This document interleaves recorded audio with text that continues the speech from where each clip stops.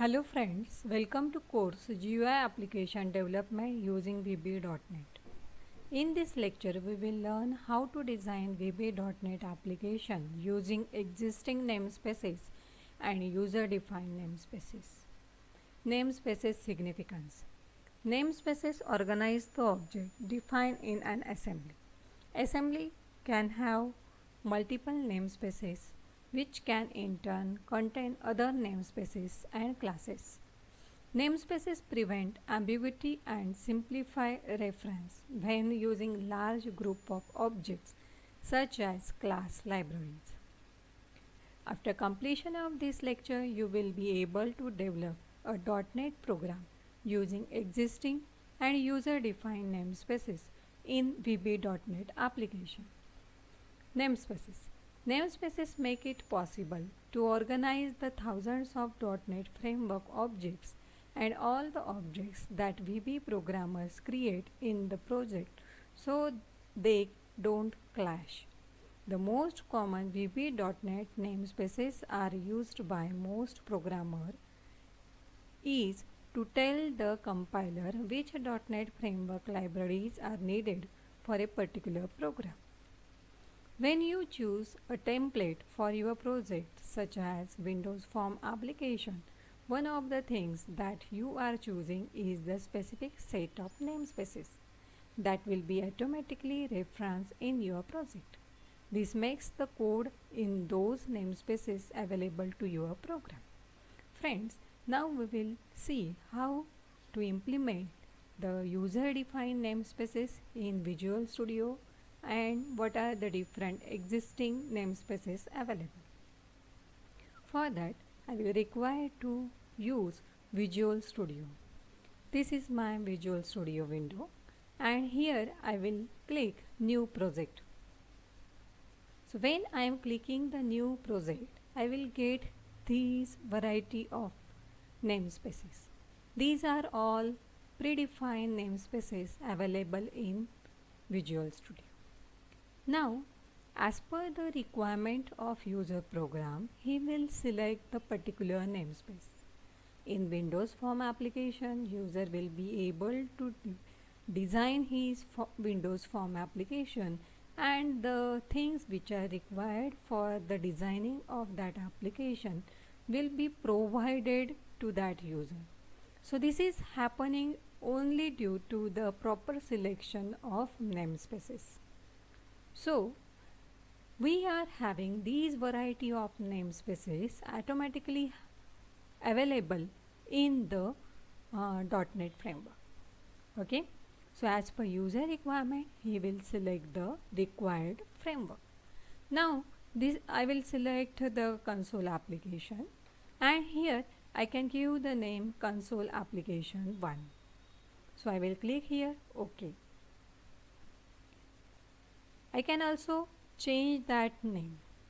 Now here in Solution Explorer, I will have console application 1 and module 1. By default there will be module 1. Now for creation of namespaces I will require class. So I will add here on right clicking the console application 1, I will get the add option, and from this we can add these many things to our console application. So I will require class. So I will click on the class. So whatever that we can add is available here.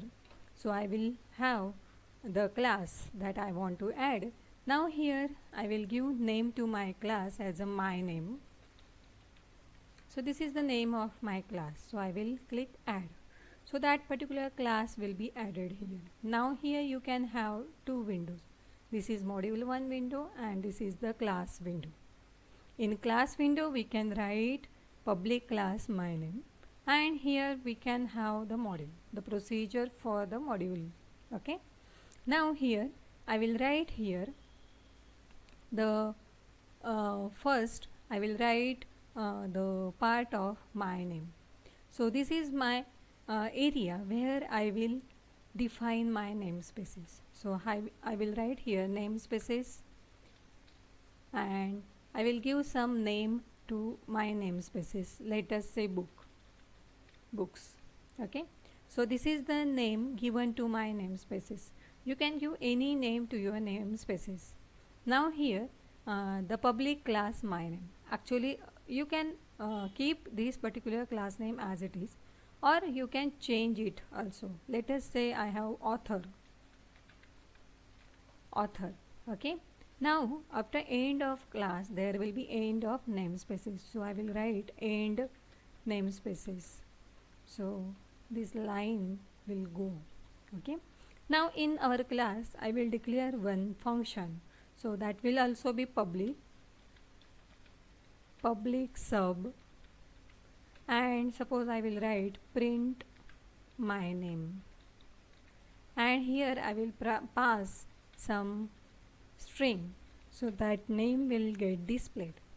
So for displaying I have the statement console dot write line, and here I will again pass that string that I want to display.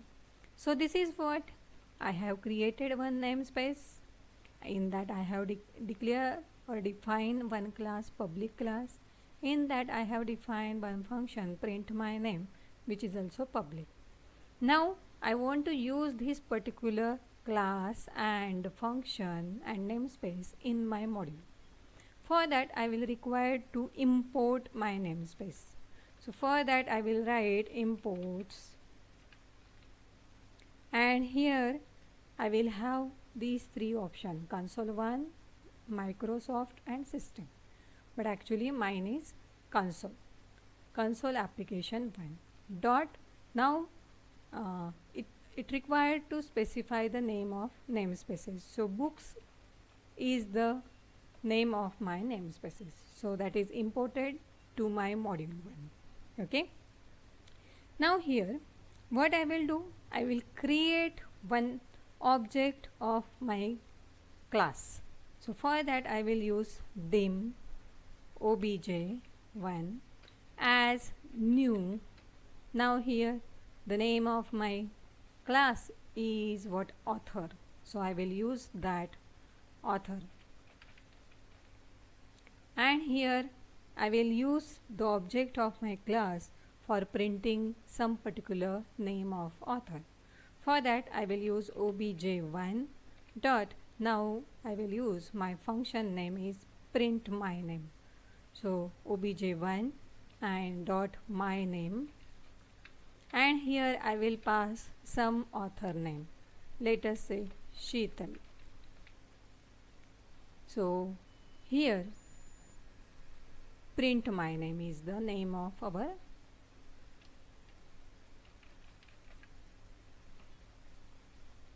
function.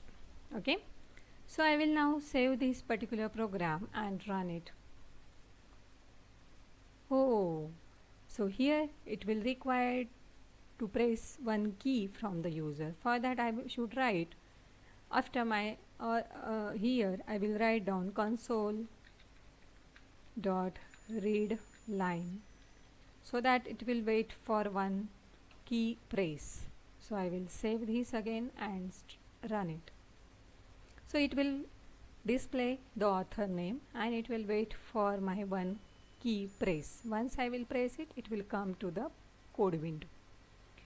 Now suppose I have another function to display full name. For that we'll add that function into our class. Okay, so I will write another function in our author class, that is the full name of our author. So for that I will write down public sub, and here full name, and for full name we will require first name comma last name, and here we will display the full name. So for that we will have console dot write line, and here first name, and here I will write down the ampersand to join the first name and last name, and there should be some space between first name and last name, and again join the last name. So in this way it will join first name and last name. Okay, so this is what the full name function that I have written. Now again I will use the another object for that function is dim obj2 as new author. Here now we will use that object obj2 to print the full name. So we have full name, so it is there, and we will pass two parameters to it, and first name and last name. So here I will write Sheetal and here Badguzar, so that it will print the full name of the author. So again I forgot the console dot read line, so that is required to add.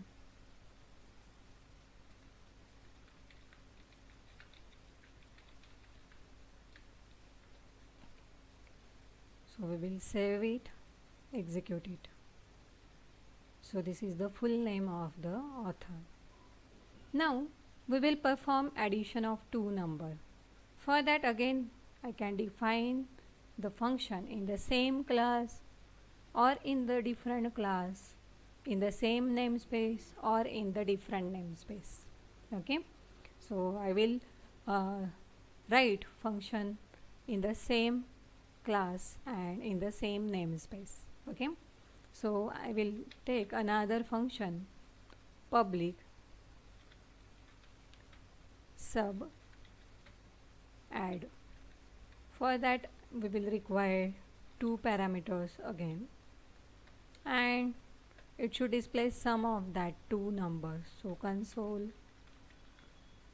dot write line and here a plus b. So this will be the function. Now here we will use it. Now we will take the value of a and b from the user. Okay, for that we will declare some integer variable, that is a comma b. We can use another variable name also, and as integer, and again one object for our function, that is obj3 dim obj3 as new author. So this is what. Now what we will do, we will read the value of a from the user. For that first we will give message to the user that console dot write line, and in that I will write the message enter first name, so that it will enter first name, and it should read the value for it with console dot read line. Now we will have another number, so for that I will write down console dot write line, and the message for reading second number enter second number,